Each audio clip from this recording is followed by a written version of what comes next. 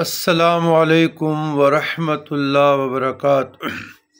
اللہم صلی علی سیدنا محمد وعلی آل سیدنا محمد وبارک وسلم بعدد کل شیء معلوم لک۔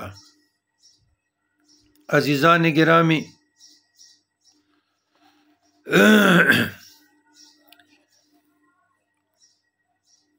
ایک حدیث کوٹ کرتا ہوں۔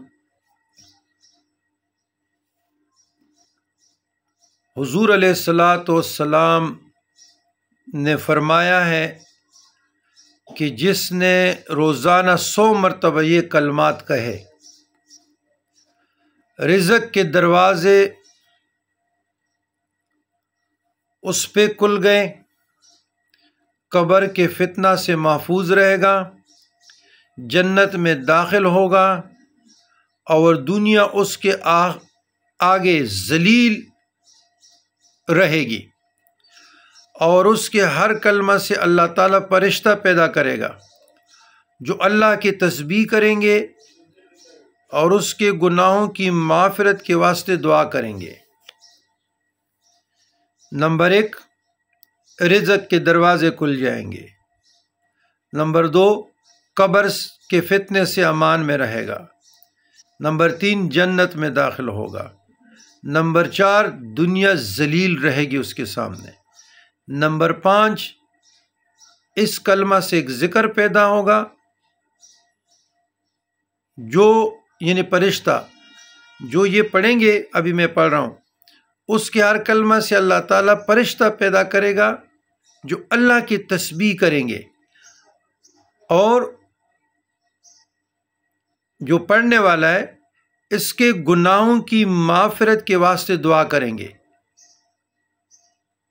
اس کا لفظ یہ استعمال کیا، جس طرح میں پڑھ رہا ہوں تو میں اس میں آ گیا، اس میں جو پڑھنے والا ہے، تو جو پڑھنے والا ہے اس کی گناہوں کی معافرت کے واسطے دعا کریں گے۔ یہ 5 انعامات ہیں، اور یہ حدیث میں آیا ہے۔ وہ کلمات یہ ہیں: لا الہ الا اللہ الملک الحق المبین، صبح 100 مرتبہ پڑھے، شام مرتبہ پڑھے۔ اچھا، اس کے بعد 4 اذکار جو بزرگان دین کے مجربات میں سے ہیں، وہ کثرت سے پڑھے، جس طرح اسم اعظم ہوتا ہے: یا حافظ، یا باسط، یا ودود، یا مبین، یا حافظ، یا باسط، یا ودود، یا مبین، یا حافظ، یا باسط، یا ودود، یا مبین۔ یہ بڑے بابرکت اذکار ہیں، بہت بابرکت، اور ان کے موکلات میں نہیں پڑھیں گے کہ ان کے کتنے موکلات ہیں، یا کیسا چلہ کرنا ہے، یا کیسے روزے رکھنے ہیں، تو ان چیزوں میں آپ لوگوں کو نہیں ڈالوں گا، ٹھیک ہے نا؟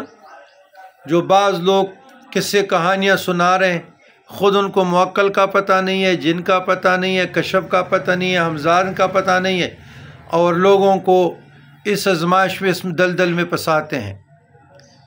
تو آپ 100 مرتبہ صبح، 100 مرتبہ شام پڑھیں۔ اگر زیادہ پڑھنا چاہتے ہیں کہ فی الفور اللہ رحم کرے، تو پھر 3000 مرتبہ۔ اس کے بعد یا حافظ، یا باسط، یا ودود، یا مبین، یا حافظ، یا باسط، یا ودود، یا مبین، یا حافظ، یا باسط، یا ودود، یا مبین۔ انشاءاللہ ان اذکار کے برکت سے، ان اذکار کے وسیلے سے دروازے کھل جائیں گے، راحت عطا ہو جائے گی، سکون نصیب ہوگی، رزق۔ لیکن جب رزق کی فراوانی ہو جائے تو فراوانی میں زیادہ اللہ کا شکر ادا کرے، اور تنگی میں استغفار کرے۔ والسلام علی من اتبع الہدی۔